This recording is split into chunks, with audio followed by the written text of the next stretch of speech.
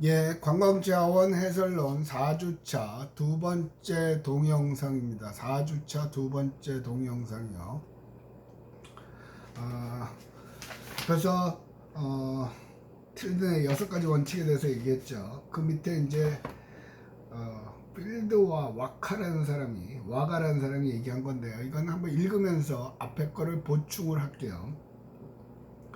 자원해설 원칙 5가지인데, 첫 번째, 방문자와 그들의 여가 환경은 다양하므로 관광자원 해설 접근 방법은 다양해야 한다.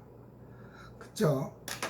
그러니까 방문자와 그들의 여가 환경은 다양하다는 얘기는 무슨 얘기냐면, 이 사람들이 도시에서 왔는지, 심지어는 다른 나라에서 왔는지, 부산에서 왔는지 서울에서 왔는지. 아무래도 대도시에서는 뭐 스포츠나 짐이나 뭐 카페나 그런 거가 많겠죠. 반면에 이런 자연환경, 산속에 집 지어 놓은 거에 대해서는 다르단 말이에요. 그런 걸 설명을 해주는 얘기고, 두 번째 말 참 좋아해요. 방문자들은 쉴 수 있고 즐겁고 그리고 판에 박히지 않은 분위기를 기대한다. 다른 말로 하면 관광객은 놀러 온 사람이라는 거죠. 공부하러 온 사람이 아니에요. 우리는 그들이 노는데 조금 더 풍요롭게, 그냥 남는 거 없다 하는 것보다 뭔가 배웠다, 알았다 하는 느낌을 주려는 거죠. 인간의 맨 마지막 욕구, 매슬로우의 욕구 5단계술의 맨 마지막 욕구인 자아실현의 욕구 있죠. 거기에 보면 심리적 욕구, 대표적인 게 지적 욕구 2가지가 있어요. 심리적 욕구는 이제 아름다움을 추구하는 거고요. 지적 욕구는 뭔가를 알고 싶어 하는 거죠. 그러니까 관광객의 그런 욕구를 충족시켜 주라는 얘기죠. 세 번째, 해설을 통해 제공되는 정보는 방문자들 스스로가 유익하다고 느낄 수 있는 것이어야 된다. 그죠? 전혀 관심 없는 거, 복잡한 거, 그거보다는 뭔가를 얻은 것 같고 배운 것 같고 그런 느낌을 주는 얘기고, 해설을 통해 제공되는 정보는 쉽게 이해할 수 있어야 된다는 얘기죠. 많이 범하는 오류예요. 많은 관광객 앞에서 내가 많이 안다라고 얘기를 하는 거죠. 제가 전반적으로 저는 이 자원 해설론을 강의하면서 제 원래 스타일도 그렇고요. 저는 쉽게 하는 걸 좋아해요. 아무래도 여러분보다는 아는 게 많겠죠. 아는 게 많으니까 대학 교수할 거 아니야. 그 아는 거 많은 거를 여러분한테 특히 도움도 안 되는 것까지 구구절절히 다 얘기할 필요는 없죠. 그래서 제 강의는 주로 사례를 많이 들어서 합니다. 이유가 뭐냐면 여러분들의 이해를 돕기 위해서. 그거 똑같은 거예요. 그죠? 다섯 번째, 해설 도중에 방문자와 말을 주고받는 등의 환류 체계 말고 피드백 시스템 형성이 필요하다. 이건 뭐죠? 묻고 답하는 거죠. 제가 지금 이번 학기, 지난 학기하고 이번 학기 강의하면서 굉장히 힘이 들어요.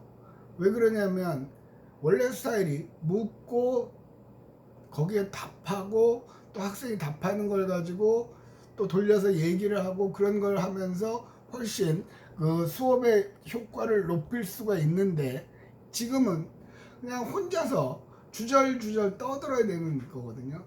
그러니까 보통 강의실에서 강의하는 것보다 한 3배는 힘이 드는 것 같아요. 어느 정도 적응이 된 것 같기도 한데 그래도 여전히 그래요. 어쨌든 강의하는 거나 자원 해설이나 저는 거의 같다고 하거든요. 실제로 영주 부석사에 가면 학생들한테 그 자원 해설가가 안 한 부분을 가지고 설명을 해요. 쉽게 얘기하면 영주 부석사는 부석이거든요. 뜰부, 부유물 뭐 그런 거 얘기하잖아요. 돌이 떴다는 얘기예요.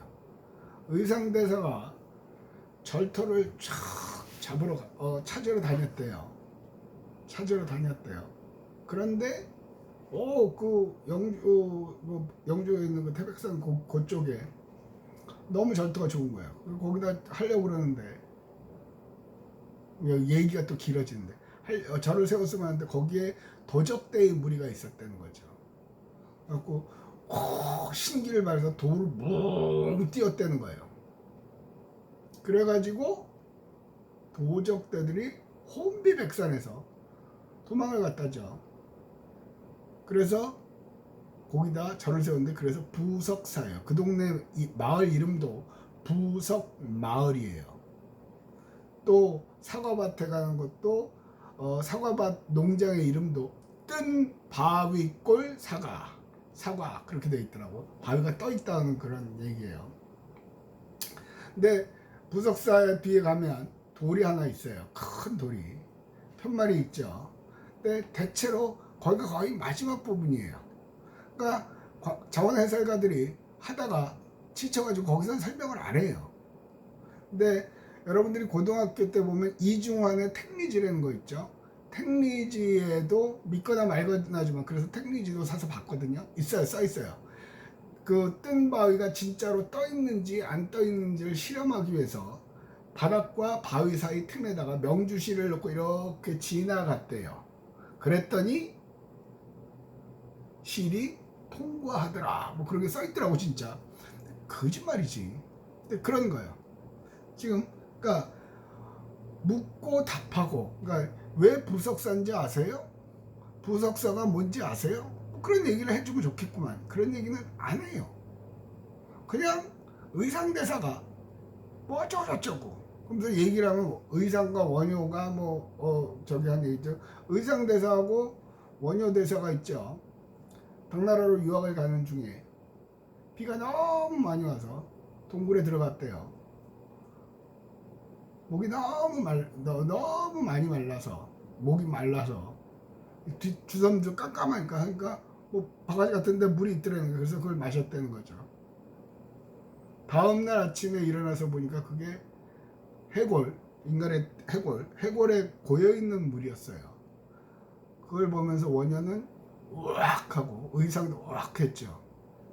근데 그걸 보면서 원효 대사는 야, 보기에 따라 사람이 느끼는 게 다르구나. 어제 저녁에는 그렇게 맛있던 물이 오늘은 토할 정도의 그 느낌을 주는구나. 그래서 득도하고 안 갔죠. 의상대사는 상관없이 유학을 떠났고요. 그러면서 선녀를 만나고 하는 그런 얘기 나오는데 넘어갑시다. 자, 관광자원 해설의 방법, 기법 여러 가지가 나와요. 이 중에는 오래된 기법도 있고요. 요즘은 잘 안 쓰는 기법도 있어요. 또 요즘 쓰는 것 중에 안 나와 있는 것도 있고요. 여러분 교재 29페이지 맨 밑에서 셋째 줄 모스카르도라는 사람이 1996년에 관광자원 해설 모형에서 얘기했어요. 관광객에게 영향을 줄 수 있는 해설의 방법 등을 제시했다. 이 모스카르도가 96년에 얘기한 거죠. 그가 제시한 해설판, 전시판, 표지판, 지도, 그리고 안내 책자, 브로셔, 안내 책자는 두꺼운 거, 브로셔는 얇은 거, 그게 그거죠. 등의 비인적 방법. 그러니까 비인적, 여기서 중요한 건 인적 방법과 비인적 방법이라는 거죠. 비인적 방법은 사람이 필요 없는 거, 그런 거고. 그 다음에 해설사가 동반한 관광, 단순 관광, 해설사가 진행하는 동행 해설 기법 등의 인적 방법. 우리 역사로 얘기하면 한동안 인문학 얘기를 막 하면서 TVN이나 그러면서 스페셜 프로그램 차이나는 클래스 하면서 작년에는 역사가 굉장히 유행했죠. 설민석, 또 심용환, 무한도전에도 나오고 하면서 역사 기행하고 그런 것도 했잖아요. 또 3월 1일 3.1운동 기념일에는 그 서대문에 있는 서대문 형문소를 심용환과 뭐 용한 역사가 심용환과 함께하는 독립기행 해갖고 프로그램을 만들어서 또 중국의 그 유적지도 가고 그런 것도 많이 해요. 그러니까 여기서 얘기하는 거는 단순 관광에서 해설사가 단순 관광을 가서 해설을 듣는 경우도 있고 해설사가 동반하는 처음부터 같이 가는. 근데 그것도 그래서 제가 알기로는 심용환과 설민석은 꽤 괜찮아요. 근데 역사를 전공을 안 해도 조금만 관심을 갖고 자기 분야를 특화를 하면 그와 함께하는 프로그램을 만들어낼 수가 있죠. 그래서 여러분들이 지난 시간에도 얘기했죠. 음식을 좋아하면 음식, 그 중에도 뭐 국수를 그러든가 뭐 김치를 그러든가 아니면 술 좋아하면 술, 내가 좋아하는 거 뭐든지 내가 좋아하는 걸 하면 승리할 수 있죠. 이길 수 있죠. 공자님 말씀에 그런 말씀이 있어요. 아는 사람은 좋아하는 사람을 이길 수 없고 좋아하는 사람은 즐기는 사람을 이길 수 없다. 그러니까 열심히 국사책 외워가지고 한 사람은 역사를 좋아하는 사람을 이길 수가 없다는 거죠. 또 역사를 좋아하는 사람은 좋아하는 거에서 끝나는 거예요. 거기서 그걸 즐기면서 자꾸 남한테 얘기를 해주고 또 다시 책을 보고 그런 사람을 이길 수 없다는 거죠. 그러니까 항상 뭐든지 내가 좋아하는 일을 하면 재밌어요. 저 같은 경우도 몰랐어요. 저는 가르치는 거를 내가 좋아한다는 걸 몰랐죠. 참 그런 거 보면 운이 좋아요. 대학 교수가 되고 보니까 가르치는 걸 되게 좋아해요. 그래서 2월 달쯤 되면 막 설레요. 개강을 하면 어떤 애들이 올까? 신입생 같은 경우 1학년들은 어떨까? 또 2학년들 같은 경우는 작년에 해서 어떻게 바뀌었을까? 또 얘들한테 뭘 해줄까? 물론 개강을 하면 시불시불하고 똑같이 가긴 하더라고요. 근데 가르치는 게 즐거워요. 제 일이 재밌는 거죠. 수업을 많이 해도 힘은 들어요. 근데 재밌어요. 그래서 저는 운 좋게 내가 좋아하는 걸 선택을 했다는 것 같아요. 그래서 다시 돌리면 자원 해설가를 하더라도 대한민국의 모든 자원을 다 알 필요는 없죠. 관광 자원은 뭐든지 자원이 될 수가 있다고 그랬잖아요. 그죠? 근대 문화유산도 있을 거고요. 아니면 민속도 있을 수 있을 거예요. 아니면 요즘 말로 여러분들 커피도 있을 수 있고요. 아니면 페이스북에 사진 같은 거 찍잖아요. 셀카 잘 찍는 방법도 있을 거예요. 그러면 셀카 찍기 여행을 기획을 하시는 거예요. 그러면서 쫙 설명을 해주고 이렇게 찍으세요, 저렇게 하세요. 그런 프로그램을 만들어내는 거죠. 그러니까 관광은 무궁무진해요. 그러니까 지금부터라도 여러분들이 뭘 좋아하는지 한 번쯤은 생각해 보세요. 그래서 처음에는 과연 이게 내 직업으로 가능할까? 아까 얘기한 여행사 가이드로 아르바이트를 해보고 거기에서 흥미를 느끼면 자기가 하는 거죠. 여행 박사 같은 경우는 일본 전문 여행사 여행 박사 같은 경우는 가이드에 따라서 여행 상품이 모객이 되기도 하고 인원 미달로 캔슬되기도 한다고 그러잖아요. 그러니까 한 번쯤은 해보세요.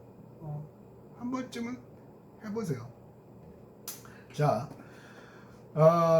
해설사 해설 기법과 그 다음에 자기 안내 해설 기법 그렇게 얘기하고 있죠. 자기 안내 해설 기법이라는 건 뭐냐면 이제 아까 뭐 20년 1996년 지금부터 한 20여 년 전에 이제 그러니까 이 해설이라는 게 나온 게 그닥 오래되지가 않았어요. 근데 처음에는 해설이 없어요. 그냥 여행 가는 거지. 그죠? 그런데 여행이 많아지니까 이런 수요가 있다는 거죠. 만들어낸 거예요. 책까지 만들어낸 거잖아요. 그러니까 아까 얘기한 대로 이 변화에 민감하게 반응을 해야 돼요. 그 4학년 인문관광 시간에 얘기를 한 건데요. 찰스 다윈이라는 사람이 얘기를 했어요. 인간이라는 종의 기원을 쓴 거예요. 갈라파고스 섬에서 이렇게 뭐 뿌리가 길어지는 어떻게 이렇게 변천하는 과정을 하는 종의 기원을 쓴 찰스 다윈이요. 인간이 수천만 년이 지나도 생존을 했잖아요. 중간에 멸종한 동물들도 많잖아요. 인간이 생존할 수 있었던 이유를 종의 기원을 쓴 학자가 말을 했어요. 그거는 가장 강해서가 아니래요. 그러면 가장 똑똑해서 스마트해서 그것도 아니래요. 찰스 다윈이 얘기하는 거는 인간이 수천만 년 동안 지나도 생존할 수 있었던 이유는 변화에 적응을 했기 때문입니다. 우리도 어느덧 망할 놈의 코로나에 적응을 하고 있죠. 요즘은 마스크가 없으면 어떤 때는 허전할 때도 있어요. 어떤 때는 운전할 때도 마스크 쓰고 하고 있더라고요. 아무도 없는데 나 혼자 타고 있는데도. 그러니까 이 변화에 적응을 하는 거예요. 제가 하고 싶은 얘기는 뭐냐 하면 변화에 적응을 하려면 변화를 감지해야 되잖아요. 느껴야 되잖아요. 세상이 어떻게 변하고 있는가 멍 때리고 앉아 있으면 그게 안 와요. 조금 뭐 방탄소년단이 왜 빌보드 1위를 했는가? 가장 뭐 음악적인 재능도 있겠지만 가장 큰 이유는 뭐죠? 영어로 불렀죠. 영어로. 그러니까 국제 공통어로 부르니까 그만큼 반응이 좋았죠. 또 뭐죠? 뭐 블랙핑크인가는 해외에서는 인기가 있는데 국내에서는 없대요. 잘 모르겠는데 그럼 왜 그럴까? 우리나라 사람들이 바뀌었나? 한 번쯤은 생각해 보는 거예요. 그러니까 우리가 살고 있는 세상은 끊임없이 바뀌어요. 변화죠. 근데 우리가 안 바뀌는 게 대한민국에서 제일 많이 안 바뀐다고 제가 느끼는 건 제가 속해서 그런지 모르겠으나 이 교육 시스템은 안 바뀌거든요. 일방적으로 강의를 하고 받아쓰고 외우고 시험 보고 오죽하면 전교 1등하는 의사한테 진료를 받으시겠습니까? 아니면 의사는 되고 싶었으나 공부를 못했음에도 불구하고 뭐 추천제로 입학한 의사한테 진료를 그따위 말이나 하고 앉아있고 시험 잘 본다고 그래서 그 외우는 능력만 좋은 거예요. 저는 그렇게 생각을 해요. 개인적으로. 우리 아들한테도 성적에 연연하지 말라고 하는 이유가 그거예요. 근데 여전히 성적 갖고 나누죠. 그게 가장 객관적이고 공정하다고 인지를 하기 때문에. 근데 결코 공정한 게 아니에요. 뭐 그 얘기하면 옆으로 가면 어쨌든 자, 변화에 학교에서는 변화를 잘 안 가르치죠. 변화는 스스로 감지해야 돼요. 그래서 여러분 주변 동네 집 등하교 할 때 가게가 생기기도 하고 없어지기도 하죠. 어떤 가게가 생기는지. 옛날에 제과점에서는 빵만 팔았어요. 근데 지금은 커피도 팔죠. 파리바게뜨 가면. 맛은 차이가 있지만. 그죠? 옛날에는 커피숍이라는 게 그냥 그랬어요. 근데 지금은 인테리어가 중요하죠. 커피 맛도 중요하지만 뷰가 중요하죠. 사람들이 원하는 게 바뀐다는 거예요. 그걸 모르면, 그걸 캐치를 못하면, 거기에 적응하지 못하면 도태돼요. 그러니까 졸업하고 그냥 취직하고 뭐 그런 시대는 지나간 것 같아요. 자, 안내 해설 기법에 대해서 설명할게요. 인적 해설 방법 중에서 안내 해설 기법 하나, 둘, 셋, 넷째 줄에는 전 구간 동행식과 구간 동행식, 거점식 그런 게 있어요.